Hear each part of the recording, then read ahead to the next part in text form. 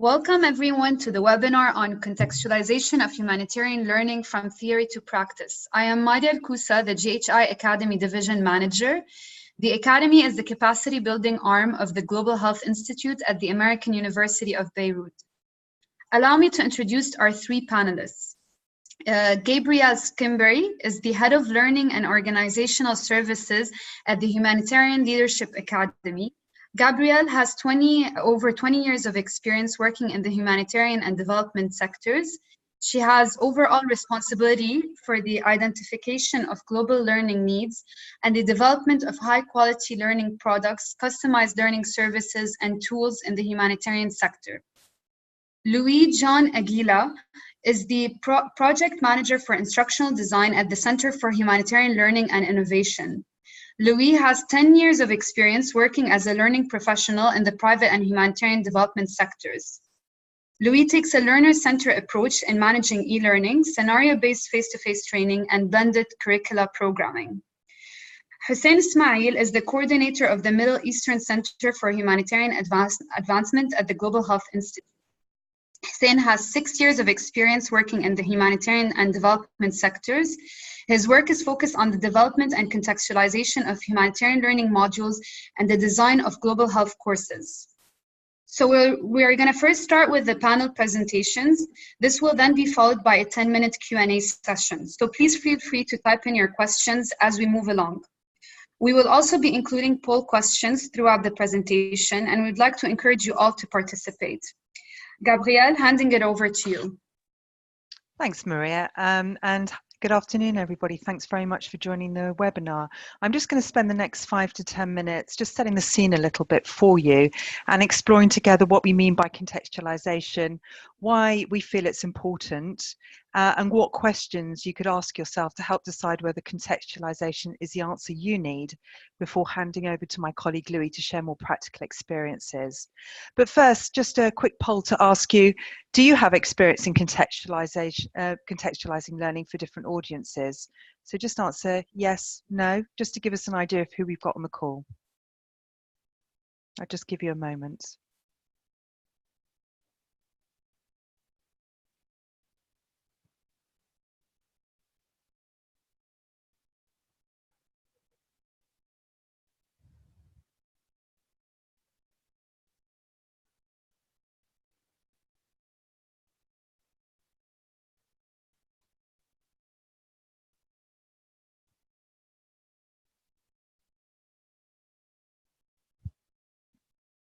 Okay, great.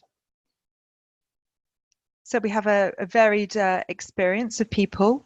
So yeah, it's about 50-50, which is fantastic. So welcome to those of you with a bit more experience than others, and let's hopefully we can have a good interaction as part of this webinar, bringing our experiences to bear and asking the right questions that we need to move forward in contextualization. So I'm just going to really run through what does contextualization mean, and there are a number of different definitions that we can use, and a few are just going to appear on your screen in a second. And many people really think contextualization simply means translating content into another language, and that's not really necessarily just the case. So you'll see by these two definitions on the screen that there's a lot more to contextualization than just translation. And for me, some keywords that I just want to draw your attention to are the idea of being relevant to a specific context, adapting, altering, and creating space to fill with your own stories. So for us at the Academy, we simply see it as the process of designing or adapting learning materials for specific groups of learners. And this is really part of a learner design approach that we take. So really putting the needs and interests of learners at the heart of any decisions that you're going to be making regarding how you're going to design and deliver the learning that you want to create. And this could be around tailoring the format of the learning, building in assessments or different methods or technologies that you want to use, all of them really designed to help improve access to learning and they also may include translation, of course. So you just had a sneak preview to the next slide. And for those of you who have not met a yurt before, this is a yurt. It's a tent-like structure that originates in Mongolia. And it has a central wooden frame that is really fixed. It provides a structure of the yurt. It doesn't really change much regardless of where the yurt is or who it's being used by. So if you think of the yurt's wooden frame as a structure at the core of your learning, its foundations are often based on things like competency frameworks, so which specify skills, knowledge, or behaviours that the learning has been developed to address. But they're unlikely to change. But what may change, as you can see from the photos around the structure, is the different contextual settings may result in changes to, for example, in the case of the yurt, as you can see, different colours, different patterns emerging, different additions to the yurt, depending on the climate, the environment, its position, or who'll be using it. So in the same way, a learning may have a very fixed wooden structure, if you like, at the centre, at its core, but there might be things that you want to do to adapt or add to it to make it even more relevant to your learners. So moving on, this idea of adapting existing content is something that we've done at the Humanitarian Leadership Academy with some success. We try not to reinvent the wheel at the Academy, and where feasible, we may use existing learning and look at how we might adapt it to suit different audiences and different types of learner. We called it this idea of scaffolding. So just like the yurt and its internal wooden frame, in the picture on your left, you'll see a house being built. And it really depicts the core content of the learning that currently exists. And this metal scaffolding around it are the things you might put around your learning, which may be anything from additional documents or PDFs to videos or case studies, anything you think that you need to build around your learning to make it more relevant, more useful, more insightful, more interesting for your learner in the context in which they are operating. The other thing you could be doing, of course, and which is completely valid, is this idea of designing and building from scratch. So redesigning elements of the learning that already exists, or finding new ways and new approaches and new methodologies to use to take that content and reuse it in some way that's going to be more meaningful from the learner. So I just want to ask you one more question. What word best describes why contextualization is important to learning?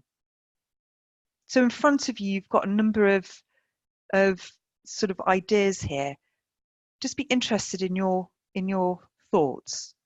So what best describes why contextualization is important in learning?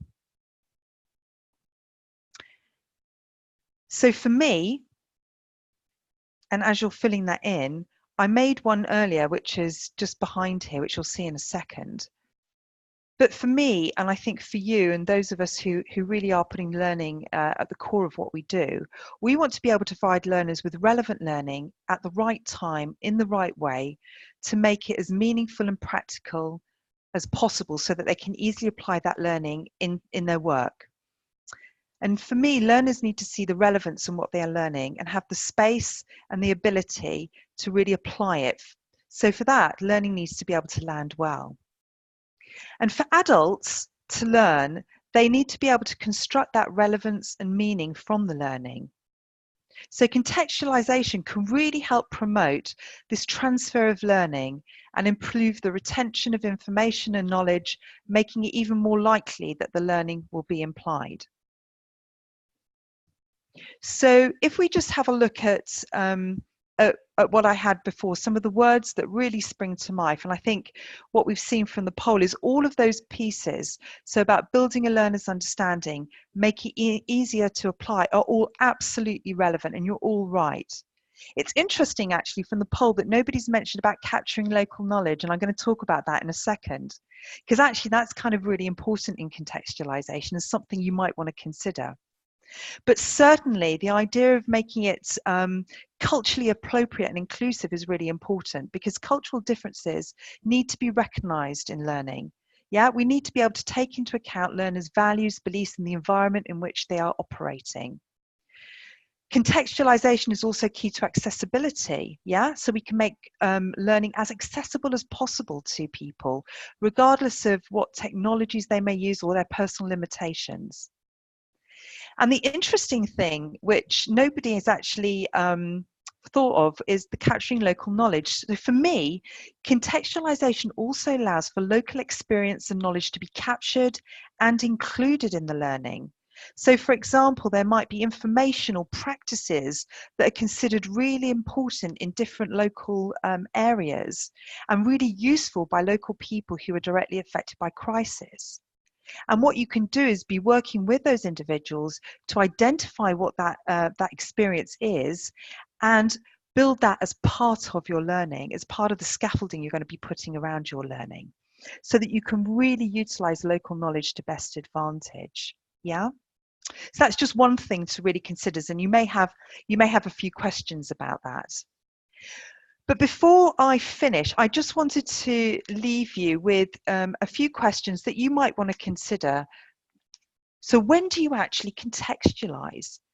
So when is it going to be most useful? And here are some thoughts, really. So thinking about it from the point of need. Do you need to contextualize? What evidence tells you that actually you need to contextualize a piece of learning?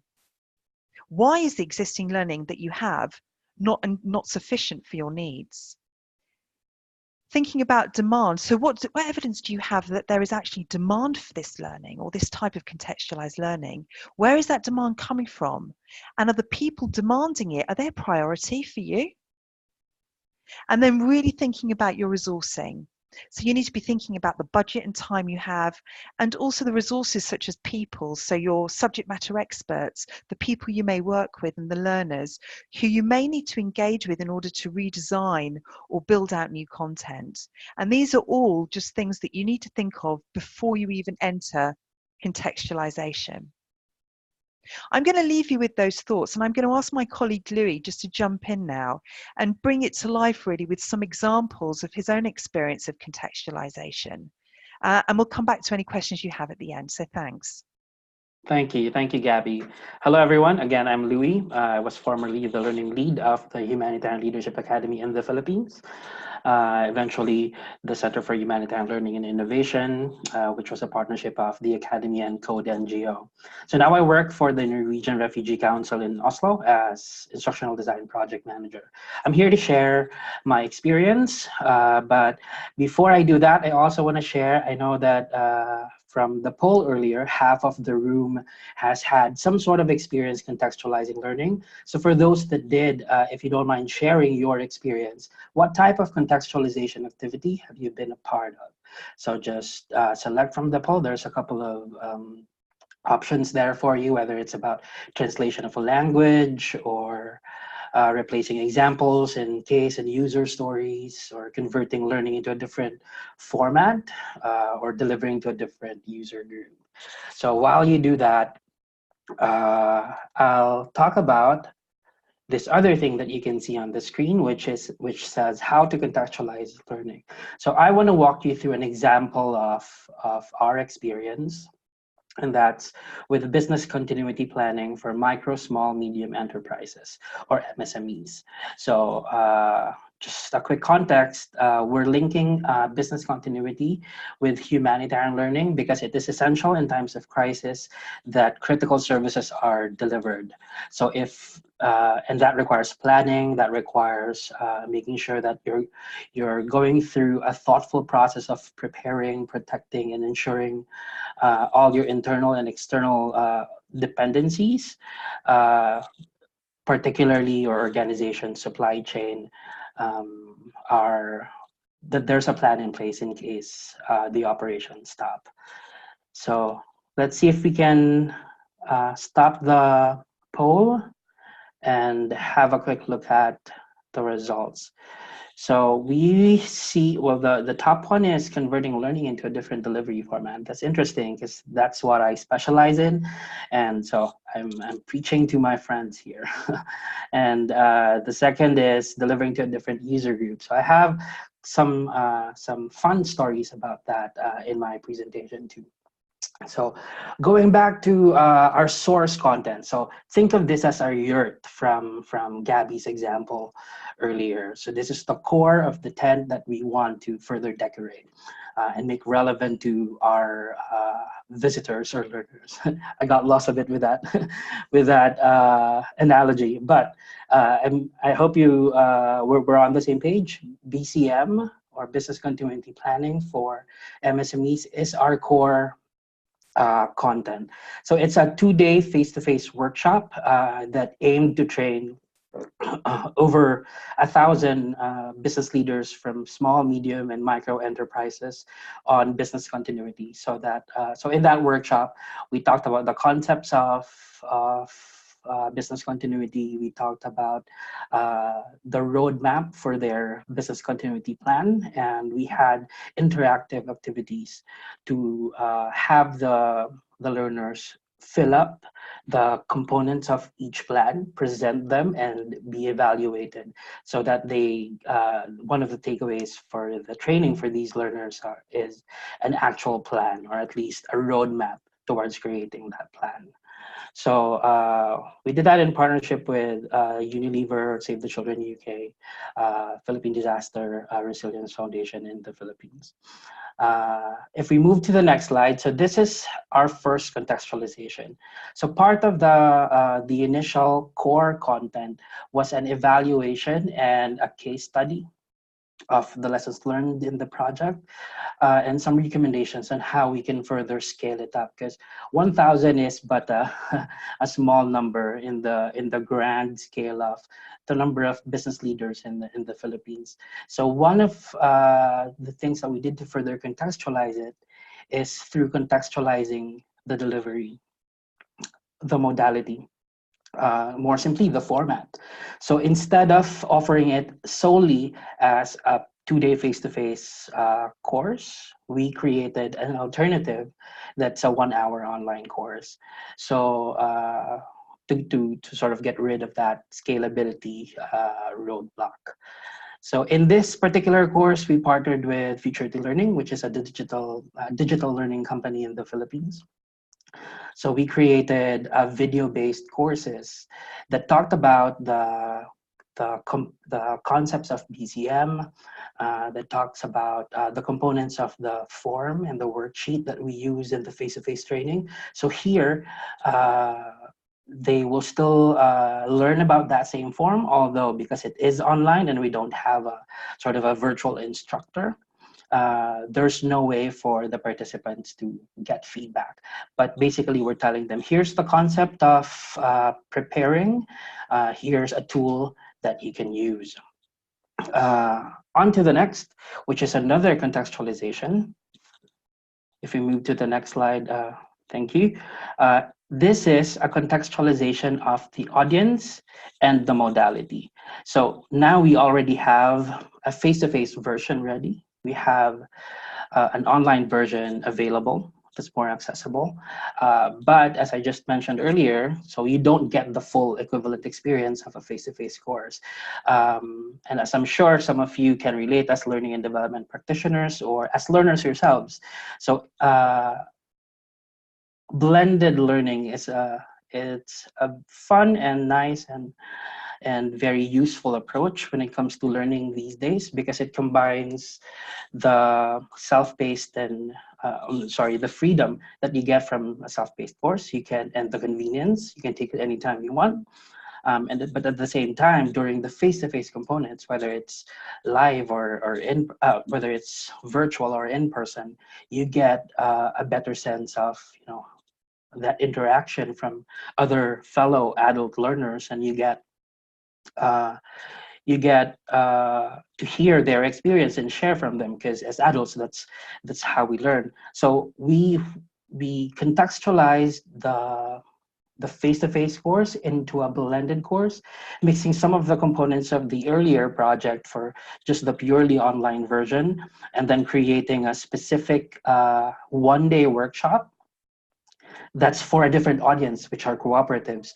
So if you're not very familiar with cooperatives, simply put, they're structured a bit similarly to a regular business, but they're significantly different when it comes to the ethos and the governance structure, the decision making structure. So when it comes to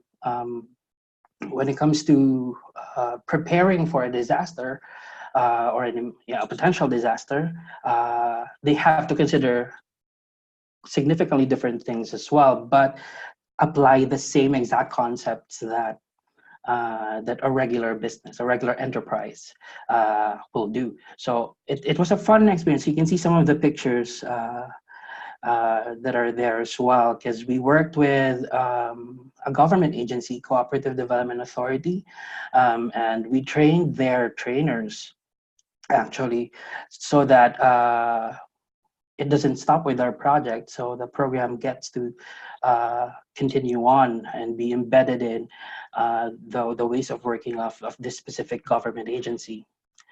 So that's an example of contextualizing, well, hitting more than one target with one stone, because we've contextualized not just on the format, but we've also contextualized on the user group. So we've shifted from the regular businesses, micro, small, and medium enterprises, now to cooperatives. Another example that I want to share that's a bit similar is, if we move on to the next slide, service continuity planning for civil society organizations. I'm not sure if we have some CSOs or CSO networks that are on the call, but I'm sure you'll agree with me that CSOs were a bit allergic to the term business because we don't identify as such.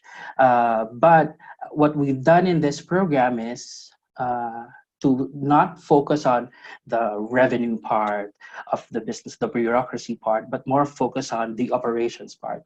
So even if we're not selling a product, for example, or we're not selling a service, what we're doing is we're providing a specific service to whatever the mandate of our organization is. So what we've done is we've partnered with Code NGO and developed a 3-day face-to-face course for civil society organizations and CSO networks.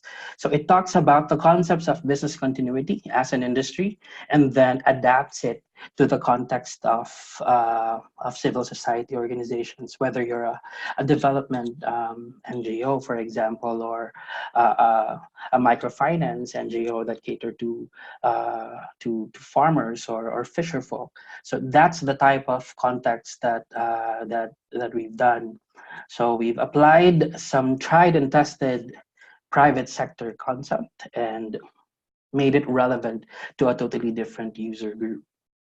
So I think for the service continuity planning, we've rolled it out to 3 regional hubs of Code NGO, and we were able to develop robust service continuity plans for these regional hubs.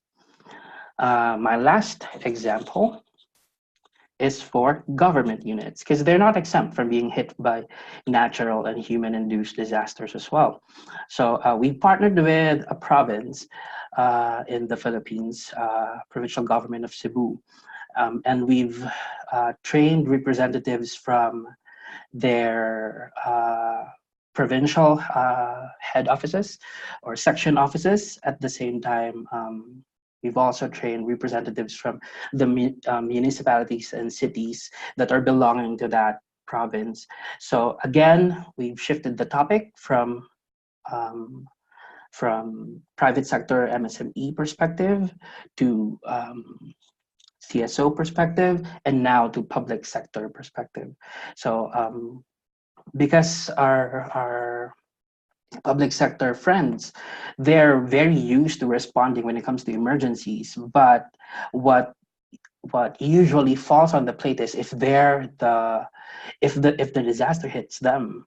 So if it's their office, the office of the governor, for example, gets hit by an earthquake or flood or fire, how would they continue to operate and continue to provide service to their constituents? So that's the context of the course. So again, changing the topic and then the audience group as well.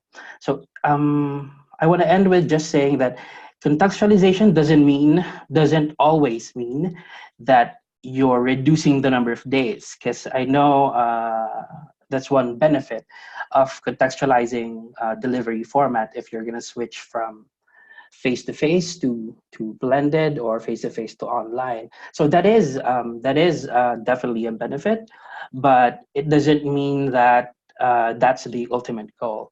So as you can see from our quick summary here of how the YERT, the DCM for MSMEs have evolved into several different iterations. That's because we focus on what's the need of the learner and how can we make it more relevant, how can we make the content more relevant for them. So that was a lot of talking for me. I will look forward to the questions that you're going to submit in our Q&A button, and I will hand it over to Hussein for our next part. Over to you, Hussein. Hello. So thank you, Louis. I'm going to be presenting the online course contextualization framework, and specifically the guide for online course contextualization. This guide is a product of the work of the Middle Eastern Center for Humanitarian Advancement, which is a center that was established as a partnership between the Global Health Institute and the Humanitarian Leadership Academy. This guide actually enables learning practitioners or humanitarian practitioners to contextualize online learning materials and online courses. How did we, as Misha, develop this contextualization framework? In order to ensure that the framework is developed in an evidence-informed way and in a comprehensive and applicable way, we developed a rigorous methodology that allowed building up on internal and external experiences and published literature. So as you can see, the methodology of building this framework is made up of 4 different steps. To start with, we conducted a scoping review to identify all the different contextualization methodologies or processes that have been published in either in journals or gray literature or by any organizations. And we collected all the data from this scoping review, and this was based on a specific search strategy. Moving forward, we relied on our own experience in contextualization because as Misha, as a center, we have worked on the contextualization of several online courses in partnership with the Academy. Then we moved on conducting a qualitative assessment and validation with regional experts. So we conducted this regional humanitarian learning workshop where we gathered humanitarian learning experts working in the MENA region. So a lot of contextualization, and as my colleagues have mentioned, a lot of contextualization is being conducted by the humanitarian organization. So what we did is that we've collected the best practices and the challenges of these humanitarian experts. And they validated the results of our scoping review. So based on the data streams from the different steps, we were able to finally develop our framework and then come up with our guide with its different tools. So the contextualization framework, as you can see, is made up of 4 different phases. The first phase is a preparation phase. The second is content adaptation. Third is linguistic adaptation, and the final phase is pilot. I'm going to move forward and start discussing the steps under each and every one of these phases. Start with the first phase, which is the preparation phase. Before the first step in conducting contextualization is actually forming a team. A team of the contextualization team should contain a coordinator, a content expert or a subject matter expert, translators, some reviewers to review the translation, and digital specialists. So it's very important that this team is aware and is familiar with the content within the region and with the content of the course. So what we do in our guide, we actually provide practitioners with a tool on how to familiarize with the content. This is one. 2, we also provide the different roles and responsibilities of each and every member within the contextualization. A very important step in the preparation phase, and Gabrielle has also, and Louis discussed that, is understanding the target audience very well. So this is why it's very important at this stage to develop the learning persona, or to actually reconsider the learning persona that we're contextualizing the material to. We have to take into consideration the emotional needs, the functional needs of these learners, their cognitive experience, their previous experiences, their academic experiences, and so on.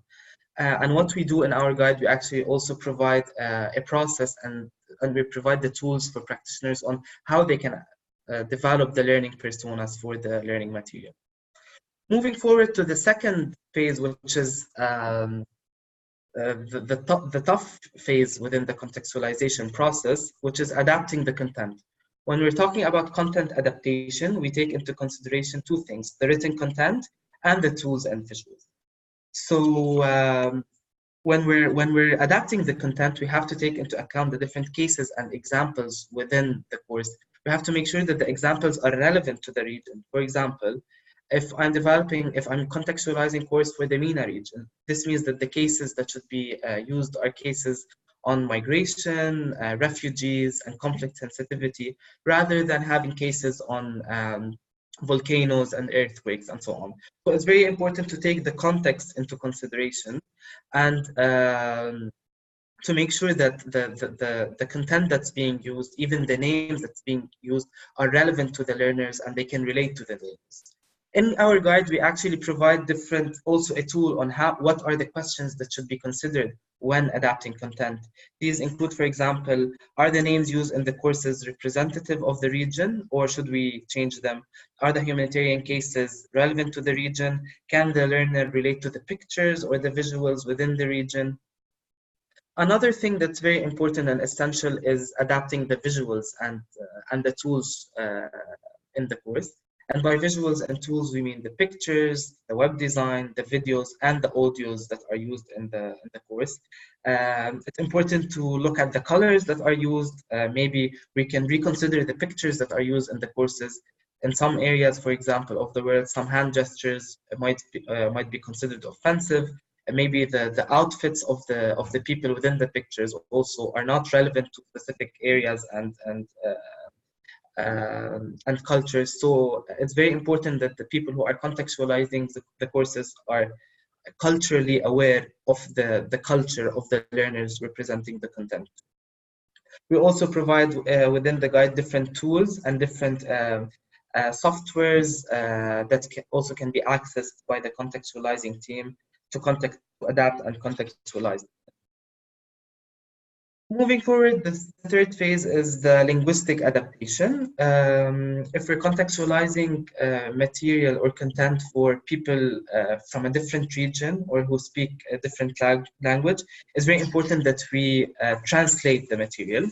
And by linguistic adaptation, we want to make sure that the translation and the process of adaptation does not only follow a mechanical translation, as in word-by-word translation. We have to make sure that the messages are clear enough for the learners. That's why we consider two different strategies. One using scaffolding, and Gabrielle, you've already mentioned that. And we found out that scaffolding can also be used in translation, because some terms and some topics, for example, are not very clear when you translate them from a language into another. One of them, for example, is resilience. Resilience in Arabic can be translated into different terms, and within the humanitarian sector in the region, it's being translated into different terms.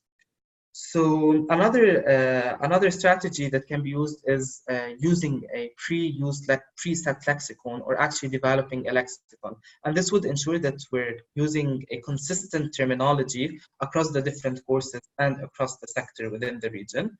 As we know, there are a lot of lexicons or terminologies that are well defined by the different organizations, but within our guide, we also provide a tool on how the contextualization team can actually develop their own lexicon.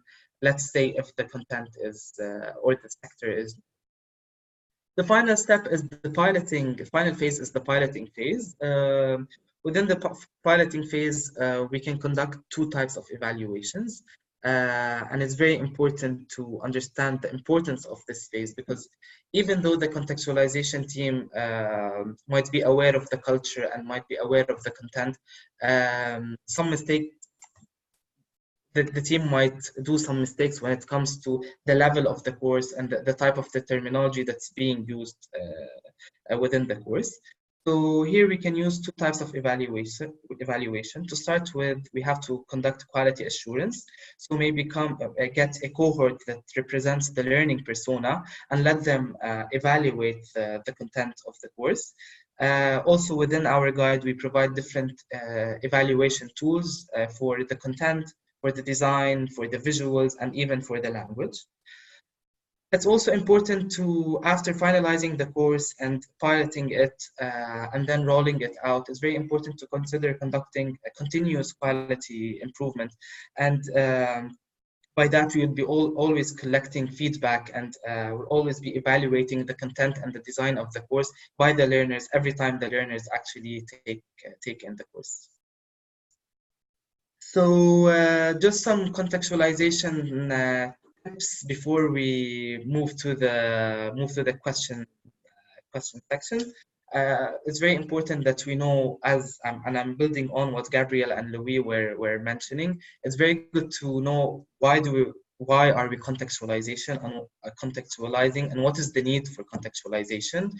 We should understand our learning persona very well. Whenever we should keep in mind the design of contextualization and never underestimate the time and resources.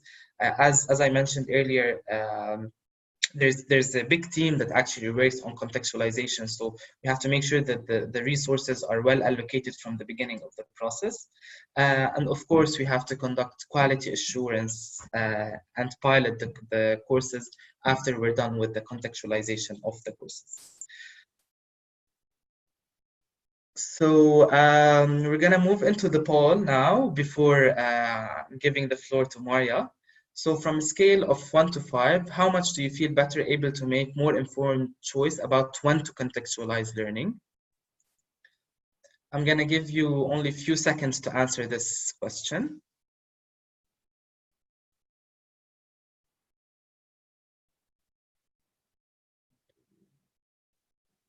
Yalla. Okay.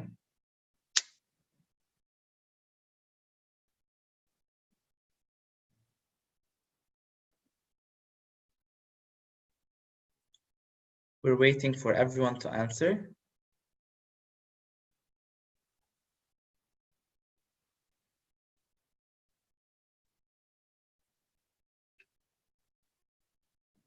Okay, so it's good. We have 34%, which is 3, 41%, 4, and 18%, which is 5. And maybe when you'll be able to visit the contextualization guide, the results might increase. So the second poll would be, from a scale from 1 to 5, how much do you feel better able to make a more informed choice about how to contextualize online learning? We're also gonna give some time for the answers.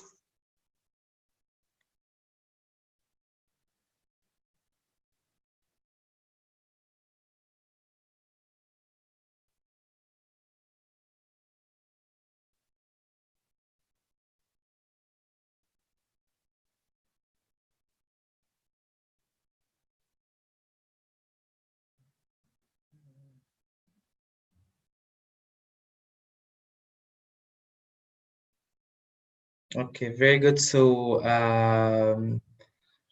we have more than 90% who had above 3 as an answer, which is very good.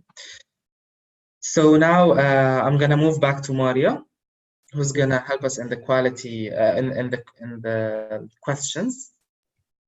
Perfect. Thank you so much, Gabrielle, Louis, and Hussein. So we're gonna get started with our Q&A session. I'm gonna first start by reading some of the questions we had along the presentation, and then I will hand over the floor to the panelists to respond. So the first question is around, does the contextualizing language needs to be formal, or can it be a blending of local language and English for better understanding? The second question is, in blended learning, if it was set up that the learners will take the online course first, how do you ensure that they take it before attending the face-to-face training? The following question, what tips could be useful considering there is a difference between online and face-to-face approach other than having background knowledge ahead? A following question, why the face-to-face for business continuity planning is just 2 days and the public sector continuity is 3 days? We have some comments around using references distinctive to region, for example, Red Cross versus Red Crescent. I'm just going to mention some more questions, and maybe we can take this as the first round of questions before moving forward. So in evaluating the course, do you have a specific number of end users' feedback are needed to say that they represent the type of learner that you're targeting? Please cite a specific range. So I'm going to hand it over to the panelists to answer the first round of questions, and we can then move along the second round momentarily. Thanks, Maria. Why don't I just try and answer a couple of them first, and obviously my colleagues will jump in. So I saw the question, I think there was the first question from Tefema around the blending of local language and English for better understanding in contextualization. A really great question, Tefema, and I think really it depends very much on your learners, and the point that Hussein was making about really knowing your audience best, knowing how they take in information and how they like to learn and how they usually communicate. So is it in that blended approach between English and their local language? Is it purely in their local language, or is it purely in English? And I think that will really determine how you may choose to contextualize from a language perspective. But I think always just as part of those top tips, know your audience before you even think about entering that, and then you can't go wrong. So that would be my answer to that particular question, and happy to say more if that's useful. The other one that I just heard, which I think I could just dive into, is I think it was for Serene, and Serene was asking about what tips we could usefully consider in terms of the difference between using online and a face-to-face approach. And that's another great question, and I think it's really about thinking about how you can best utilize the two mediums, and making sure that obviously the audience or the learners that you're trying to access have access to both online and face-to-face. For me, and where I've seen it work very well, is if you're trying to get people on the same page and at the same level of understanding around particular content, getting them to engage with that online content in the first instance in their own time can be very useful. And then what you can use your face-to-face opportunity to do is to do much more of a deeper dive into really understanding what they've understood from that learning or that knowledge that they've been engaging with, and what does that mean in terms of their work, their context, and how they might want to practically apply it, so that you can really utilize that face-to-face time to best advantage to bring in local knowledge, local experience, and really think about practical application. So I'll stop there. I hope that was useful, and maybe my colleagues want to jump in with a few of the other questions. Sure, Gabby. There's a couple of questions that are quite specific to my presentation, so hopefully I'd be able to answer all of them. One bit is from Josue. Why the face-to-face for business continuity planning is just 2 days and the public sector continuity 3 days? So if you remember the last part of my presentation, I talked about contextualization not equating to reduction of time. So in this particular instance, it's just because it's a totally different topic that would require a totally different set of data that would need to be gathered. So just imagine a small business, a micro, small, or medium enterprise will have X number of departments or sort of major business processes that certain people or certain groups are in charge of. With a government, with a public sector unit, that's very different in the sense that they get money from most likely not their unit, so they get it from the central group or central department of the government that issues money to their unit. So we had to deal with that. We had to deal with when it comes to logistics, when it comes to procurement of, say, fire extinguishers or improvement of their building so that we're sure that they're fireproof, earthquake-proof, and up to par with other codes. It's a totally different topic, so that's why it's 3 days. So when we apply the concepts of business continuity to public sector continuity, that's why it took longer. Another thing that happened was for this specific program, the government released sort of an approved template of what should be part of their public sector continuity plans. So what we did was we made sure that the content that we're using is also aligned with those guidelines and that specific template, so that they wouldn't need. So after the training, they would have something to submit to like the government authority who has mandated that they create their own public service continuity plans. So I hope that answers that question. There's another one from Ruth, and it's about in blended learning, if it was set up so that the learners will take online course first, how do you ensure that they take it before attending the face-to-face training? So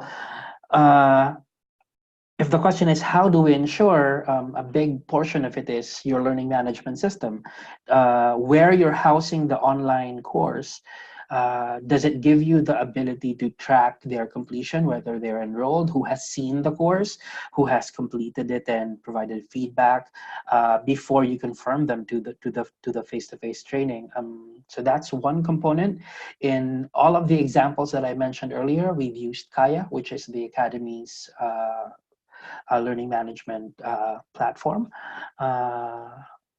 And another component is the communication aspect of it. So as learning practitioners, sometimes you get too engrossed on making sure that our content is robust and beautiful, but and can stand alone. But sometimes we forget that it might make sense only to us as learning and development practitioners, but not your run-of-the-mill learner. So we want to make sure that in that communication, whether it's a package, whether it's a series of posts on Facebook that we're promoting the course or reminding the participants that they need to take them, that we take some time really to plan it and making sure that in the same way that we do learning needs analysis for training, we do the same for communication. So how can I make it so that this email, for example, that I'm writing, giving them instructions or joining instructions for the course, how can it resonate so that the learners will be prompted to complete the course and not just disregard it and show up at the face-to-face workshop not having completed anything. So that's how I would approach making sure that if online learning is a prerequisite, the learners are going to take that.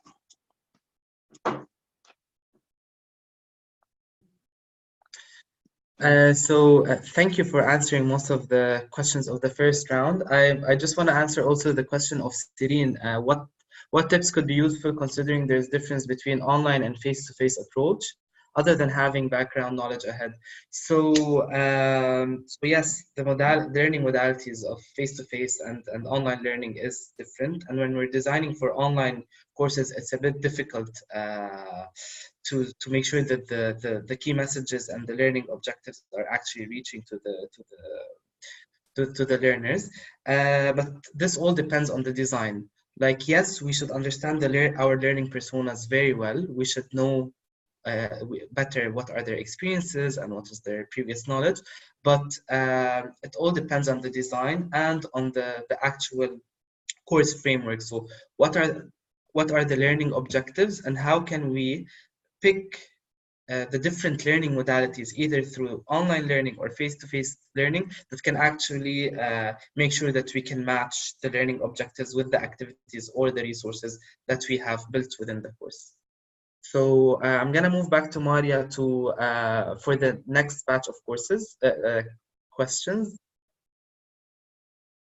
Yes, thank you, Hussein, and thank you everyone for responding. So the next set of questions. So the first one is by Tariq. It's, in your opinion, do you see a difference between contextualization of learning and a learner-centered approach? Ruth, thank you for participating so avidly. So one more question from Ruth is on one challenge that we experience in attempting to contextualize is the IPR of existing online courses in Kaya. Have you experienced a similar challenge, and how did you address this if you're pressed for time to submit an instructional design to your partner? Nasum asked, what are the key components for public sector continuity? John's question is around, is it possible that a learning material becomes too contextualized, so, which could limit the scalability of the learning product? And the last question is on, from Tariq as well, so has the guide been tested and applied with humanitarian actors in different regions, and what kind of results were achieved? So shall we get started with Gabrielle? Sure, and I'm just in the interest of time, I'll just give a few quick answers to allow my colleagues to come in. So Tariq, the difference between contextualization of learning and a learner-centered approach. For me, a learner-centered approach is the overall approach, and contextualization of learning is one aspect of it. So learner-centered design also includes things like including people in the feedback, which I think Hussein mentioned, and as part of the whole design, delivery and evaluation process. But contextualization of learning is really about how do you make learning meaningful, relevant and most useful to your learners so that they can absorb that learning and information as quickly as possible and think about practical application as simply as possible. The other one that I'll just touch on, if I may, is John Joel. Thank you for the question around, is it possible that learning material can become too contextualized, which could limit the scalability? I think that's a great observation. I think there are trade-offs in decisions over how you contextualize and how much to contextualize.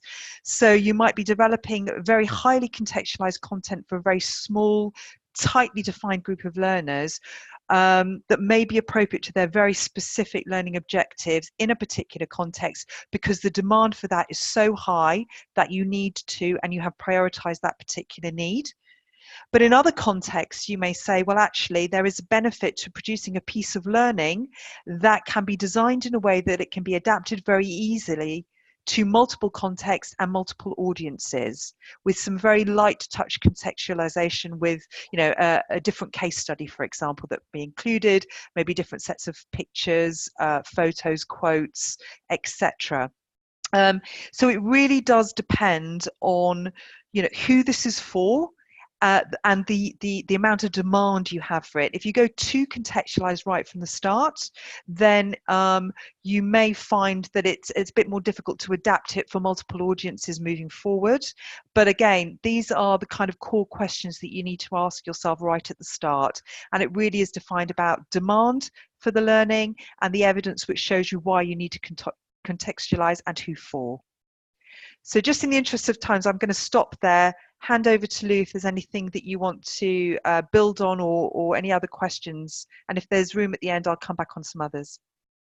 Yeah, for me, just really quickly, and it's just that bit about learning materials becoming too contextualized. So one way to, I think it is possible for that to be the case, but as one good practice that I would say is to build for contextualization, meaning that even as you're let me put it this way, build for further contextualization, as Gabby was saying earlier as well. So it's more of, I know that I'm going to create videos, so do I want to create hard-coded text in the videos that would take practically the same amount of time of redoing if I want to translate that text into another language, or if I want to change the topic and make some edits there. So it's, I think, as one good practice is, even as you're building or creating content, you have that at the back of your mind, that this content that I'm creating should lend itself perfectly well for future further contextualization. That way, it doesn't become too contextualized, because there is a way to get out of that contextualization, zoom out a bit, and be more generic. So that's one way of looking at it. All right, that's my short bit. Hussein, if you have anything to add. So I'm going to answer the question of Tariq. Has the guide been tested and applied with humanitarian actors in different regions? What kind of results were achieved? Actually, the guide has been tested by ourselves, the Misha team, for different online courses, and the results were successful based on the reports of the quality assurance. Within the region, within the different region, not yet, because we're publishing this guide soon. So hopefully it's going to achieve good results by different actors within the region. I think we have to go back to the other batch of the questions. Yes, so the last three questions for this webinar are the first ones from Rebecca. Our organization provides open access learning materials to be used in a variety of contexts. What suggestions could you provide for contextualizing such resources? Kioma is asking on what other factors should be considered while contextualizing learning aside from content and users. And the last question is from Dr. Wihbi, and it's around what are the main items of quality assurance in contextualization. And I'm just going to take one last question, which is Jennifer's question, is around Gabrielle's comment about creating a course at a higher level and then using different visuals or components to contextualize. It is far from efficient to scale down than a scale up from a template. I think that's a comment. So yes, so this is it for the questions. I'm going to invite the panelists to respond and to give concluding remarks. And yes, thank you all. Great. Very briefly then, the one that jumps out to me is, are there any other factors that you should consider when contextualizing learning aside from content and users? I think you really need to have a serious think about what resources you have. So what's the budget, the time frame that you need to develop something, what people resources you have, because don't underestimate the time intensity and the resource intensity required for contextualization. It'll also determine whether you're going to be doing some light touch contextualization, i.e. just providing some wrapping or some scaffolding to existing learning, or whether you're actually going to do a little bit more new content design and development.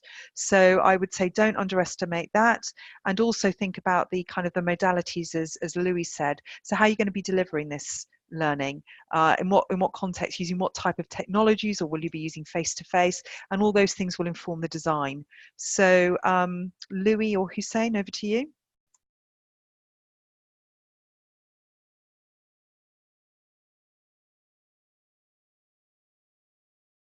I'm good, Gabby. Hussein, if you want to answer some of the questions. Okay. Thank you, Louis. So I'm going to answer Muhammad's question. What are the main items of quality assurance and contextualization? So as I mentioned earlier, within the guide, we provide different types of quality assurance for different types of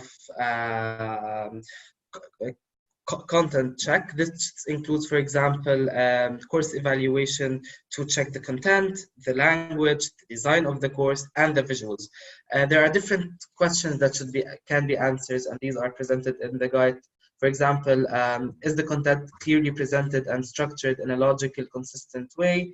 Is the course designed in a way that facilitates active and self-directed learning?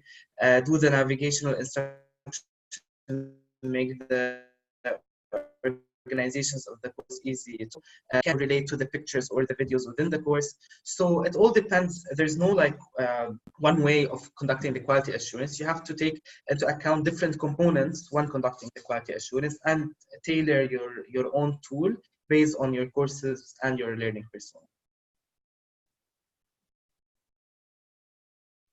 And just to add, I think to Hussein's point there, and I think it helped, maybe answers also Rebecca's question around, ideas around contextualization of resourcing.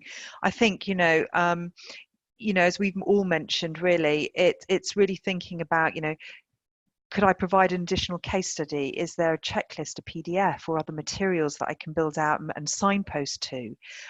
Do I need to go in and think about different case studies or different examples to really illustrate the learning that makes sense in that particular context? So it's a very and it goes on and on and on, and it really is determined by your learners, the context, the budget and resource constraints you may have as to how far you can go. But I think to Louis's point, and my final point will be, is thinking about always design with contextualization in mind. When you're building something, let's say, and you're taking the time and energy to do it, build it in a way that you could easily adapt moving forward, because sometimes you don't know when you start out designing whether you're going to need to contextualize for different audiences later on. So, so you can help yourself by thinking about that right from the start. Thank you, Gabrielle. So this is just a slide around our both online learning platforms. So the Global Health Learning and Development Platform, which is the online learning platform of the Global Health Institute, and Kaya Connect, which is the Academy's online learning platform. So we'd like to encourage you all to visit both links to find out of on our online offerings. Just wanted to thank our panelists one more time. Thank you so much for such an engaging and interactive webinar. Very insightful indeed, and really I would like to thank the attendees as well for the engagement. So you will all be receiving a recording of the webinar, and the guide that Hussein has been referring to will be sent as well in the coming weeks. So thank you all, and have a lovely evening, afternoon, and morning. Goodbye. Thank you. Thanks, everyone. Thank you.